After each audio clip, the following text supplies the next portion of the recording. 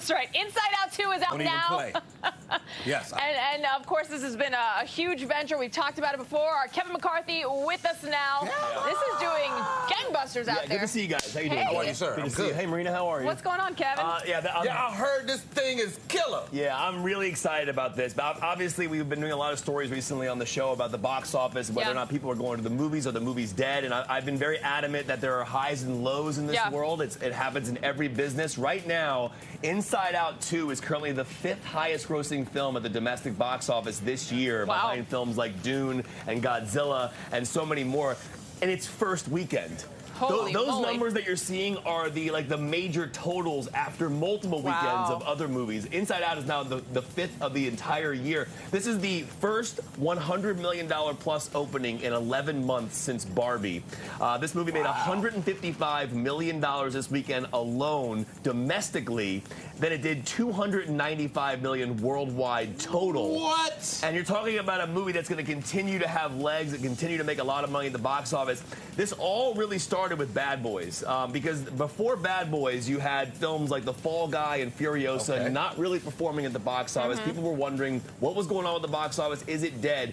There were just titles that people weren't interested in. Furiosa came 10 years too late.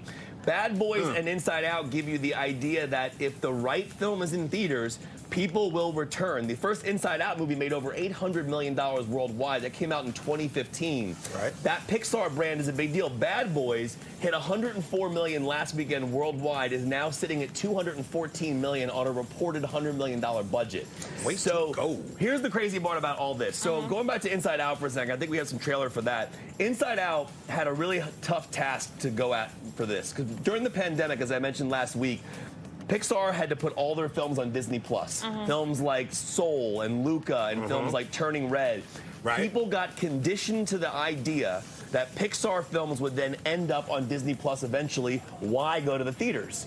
So the cool part about this is that this shows you, by the brand of Pixar and by how big of a deal this franchise is to people, that it will bring people to theaters, because the communal experience of a movie theater is unlike anything else. When you're at home, you're distracted, you have your phones, you can pause it, you can get up, you don't pay attention to it. When you're sitting in a movie theater, you are universally connected to that audience, and you're all strangers, but you're all experiencing the same thing. And the beauty of Inside Out 2, to me, is that it covers such a beautiful topic about all the anxieties and the fear that we have in this world.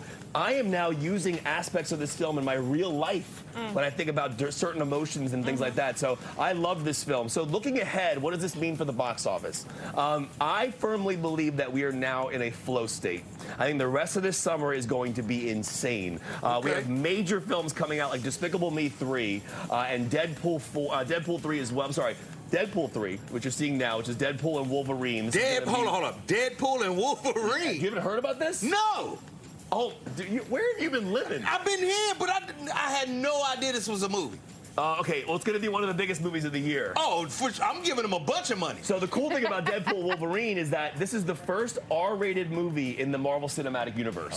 So they are now going full R-rated, because Marvel really has not been the Marvel it's been since Endgame.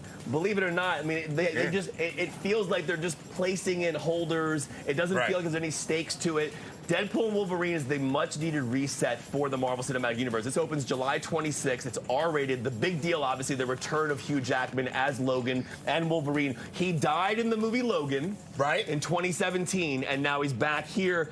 I don't know how they're going to explain it. Come on, it's Logan. There's also a multiverse, so you never know. We'll see what Logan. happens. He can always come back. The first two weren't R-rated? No, they were not. No. Oh, so, okay, all right, let me get into some minutia real quick. Lord. This is Despicable Me 4. My bad. No, it's a good question. It's a good question. So when Disney bought Fox, Deadpool then moved into the universe of the Marvel Cinematic Universe. Originally, the first two Deadpool films were under 20th Century Fox. Gotcha. When Disney bought Fox, it then brought Deadpool over, and now Deadpool can enter the Marvel films, like the Avengers films and things like that, and Thor and Captain America. So now he exists in that same world. He didn't prior.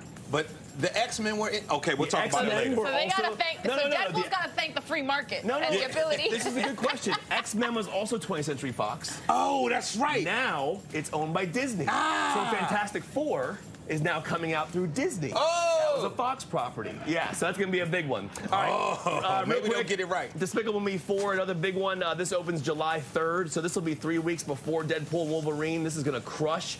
You want to hear something wild?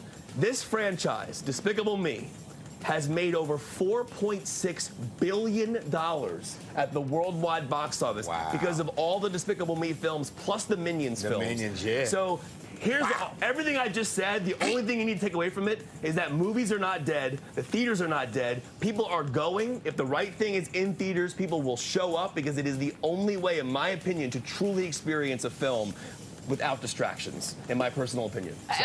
10, 20 seconds here. Is it just me, or is the appetite right now for sequels? Because everything you mentioned is something, it's not even the second part, it's like the third or the fourth. So, you want to hear something crazy? So, Deadpool Wolverine's an R-rated film. I looked this up today. The highest grossing R-rated films of all time. The first one's Joker, $1 billion. Okay. Second one is Oppenheimer, $996 million, I believe. And then Deadpool 1, Deadpool 2. So out of that list, clearly Joker and Oppenheimer were not sequels. But it is obviously a market where you know if an audience will show up for the original, they'll show up for the new one as well if it has a great audience. That's why, like, there's John Wick 35. Okay. And John Wick 35 makes half a $500 million at the box office. They still making why come up with a new idea when you get to... They are still making Rambo movies. Yeah. Don't forget. And that was when I was a kid. The Godfather Part 6 coming to you this summer. Yeah. The who? The Godfather. DMV Zone, the sequel, is all. How about that? No. We're staying fresh. All right, stay with us here after the break. Thank you, Kevin. We're checking in with our friend Chad Ricardo, and, you know, neighbors getting a little testy about some sports out there. We'll take you to Fairfax County after the break.